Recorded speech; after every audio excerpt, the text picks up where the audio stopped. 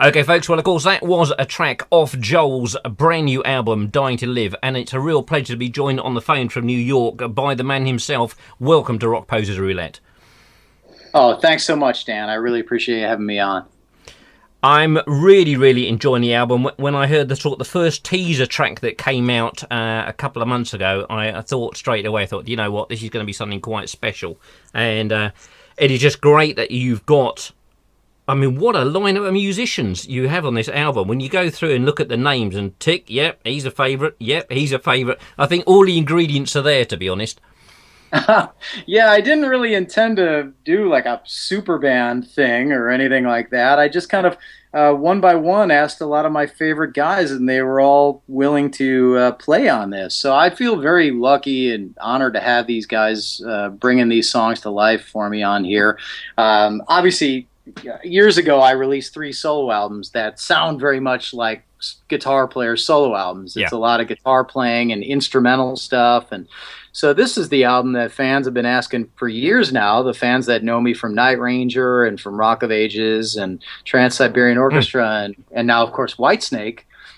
They've been saying, hey, how come you don't put out an album of your own that's like rock stuff that we know, the style that we know you for? And so this is finally that album, man. And I just decided it sounded like a great idea. I was always into it. It just took it took some time, the last year or two, just doing it in the downtime.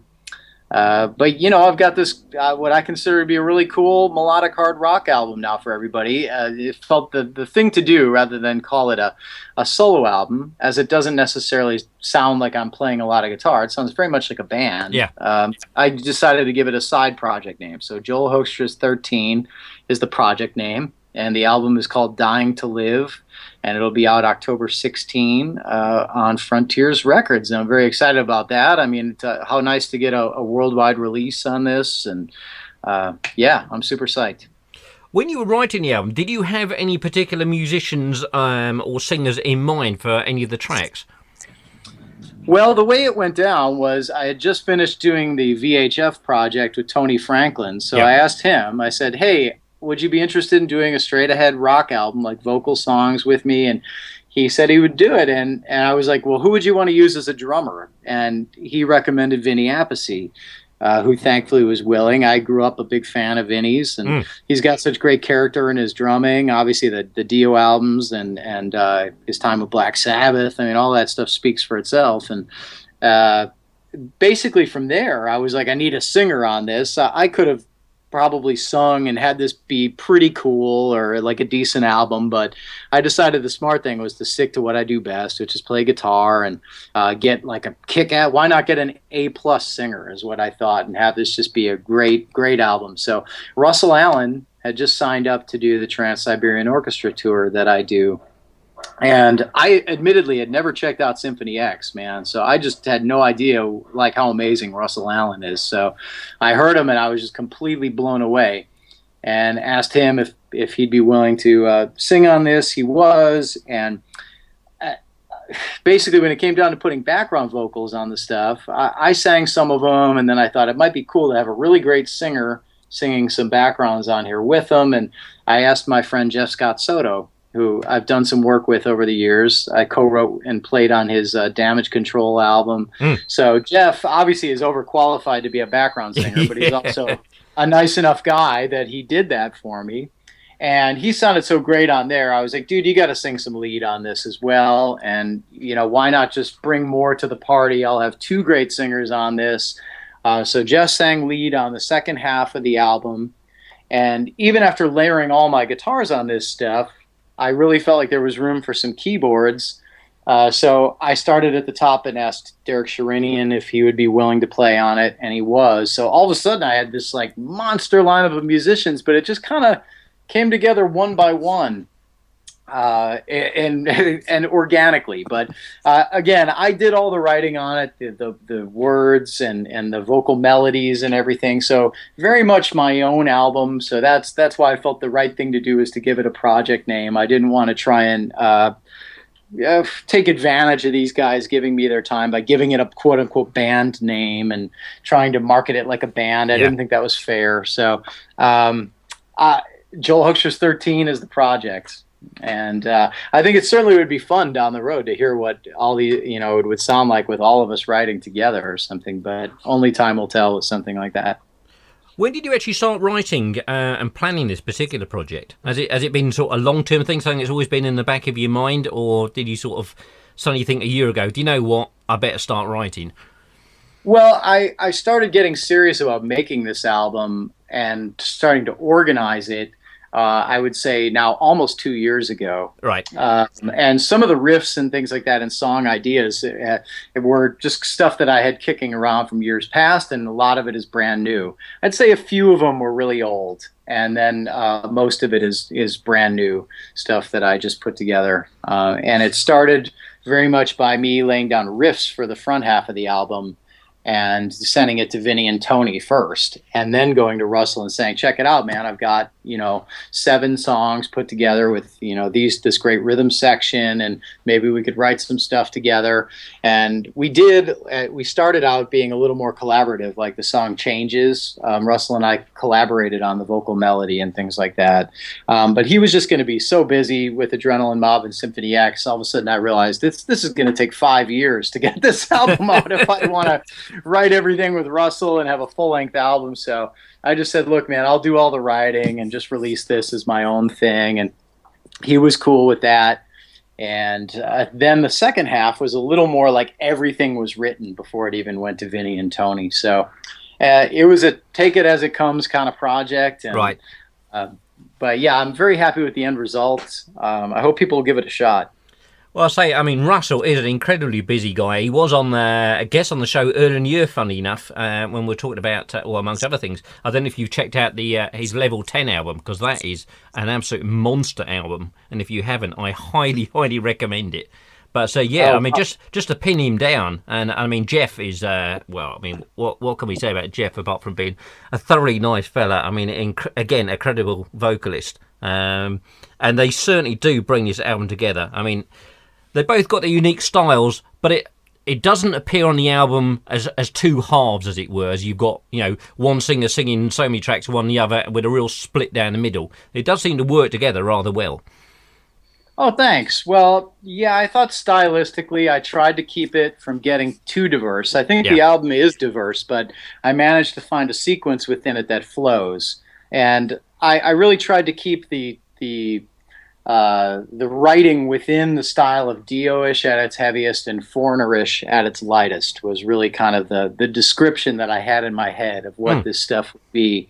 I didn't want to get into the world of Metallica, type of thrashy riffs, and I didn't want to have the singing get too growly, and I just wanted to have some nice hard melodic rock that also could sound like really nice and like lighter melodic, but not get totally wimped out, if that makes sense. It's always been my taste in the genre, that kind of the Dio through Foreigner thing. Well, just what I call just good, honest, hard rock. As simple as that. Yeah, with still melody in check. That's always the nice thing for me. I love having melody within the songs. When the songs lose that and they're just rhythmic, it loses my attention a bit. Well, one thing, of course, I must mention is Whitesnake, a band that I have been a fan of, more years than probably we should bring up, because it just make everybody feel either really old or quite pathetic. But it's phenomenal that you are in the band. I will get to see you play with the guys in December in London, and I cannot wait for that. As neither can the Memsar, because she's a massive Whitesnake and Devil fan, and again has probably been a fan longer than I have, but that's saying too much probably. But it's good to say, how do you feel you've settled into the band now? Obviously, you've been in Whitesnake for quite a while. You must have found the groove by now, especially the live dates you've done already. Yeah, I think so. The honeymoon is definitely not over in terms of my enthusiasm for it. I still really have the same positive attitude I had day one coming in, and kind of wide-eyed and excited about it. So that's still there. I still feel really great about it all. It was a lot of fun making the Purple album. For me, it was a lot more creative than I think people realize. There was obviously on the original versions of those songs just one guitar riff.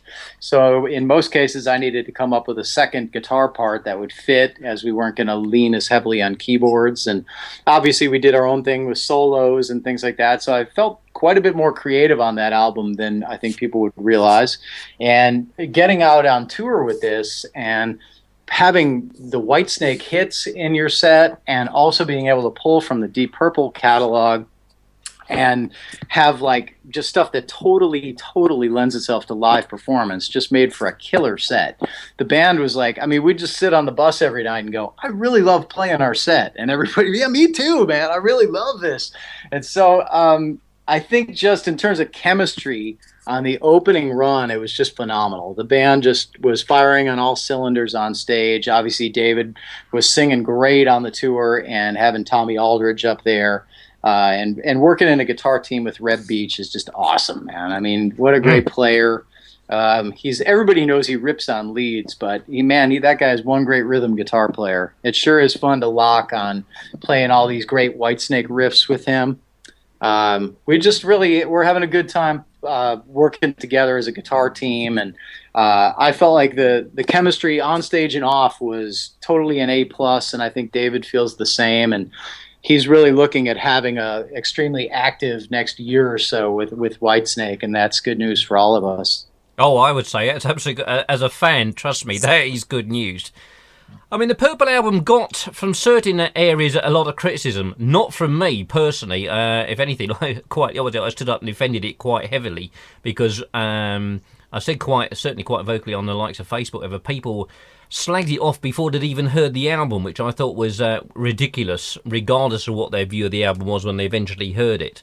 Personally, I think, it's...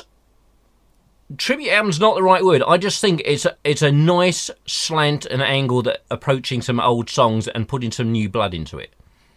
Yeah, well, I think they're his songs, so I don't understand exactly where people are coming from when they're saying he's Keyboard doing an album Warriors, cover that's song. that's the phrase. He wrote the songs, man. I mean, he's just coming up with like a new version of them with the band that he's fronted for many years. Yeah, exactly. And obviously, it's not my job to critique concepts and things like that, although I was enthusiastic about the concept. I felt like what a great opportunity to reimagine some songs that are already proven and just put our spin on them, and quite naturally with David's support and everything. I mean, David didn't micromanage it, and he didn't want us to do a note-for-note re-record type of scenario.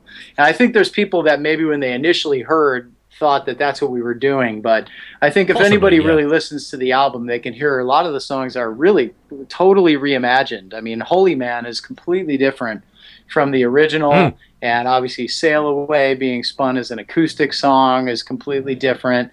And I think there's others that just really have quite lots of different elements to them, and it's not to compare, as David said. It's just us giving our natural spin on those songs, and hopefully gives people a second version that they dig of them. I think, if anything, it's probably brought new fans into the whole Deep Purple catalogue. Because, I mean, there's people who probably haven't heard the Deep Purple catalogue. Maybe they've dismissed it as being an older band and they want to look at new stuff. And I think it's actually probably ignited a lot more interest.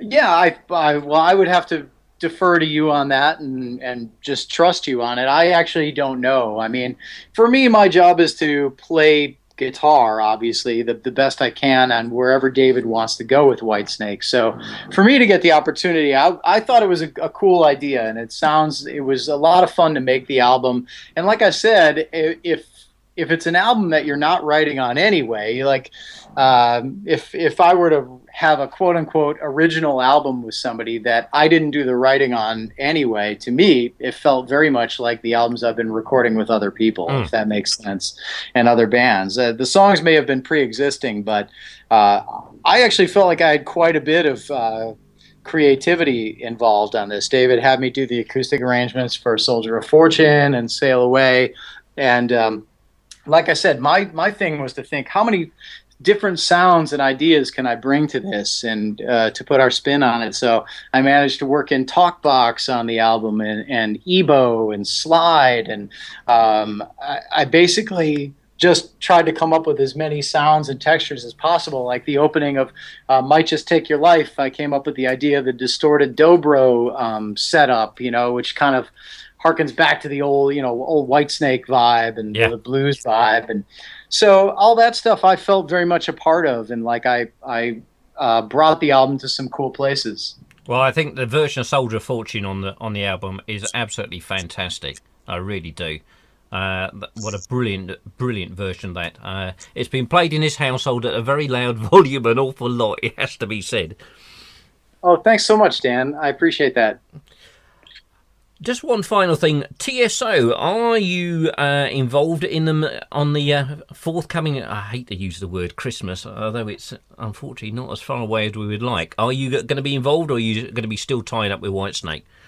Well, the way it's looking right now is that I will be out with Whitesnake at that time, Yeah. but I really don't want to do a 100%. I'm not going to play with Trans-Siberian Orchestras. You just never know when an act of God could occur that changes everything. And but it would certainly seem that this year I have a conflict, and if that's the case, all I can say is I love being a member of Trans-Siberian Orchestra, and I would hope that I can get back in the fold and work with them for years to come. But we'll have to wait and see.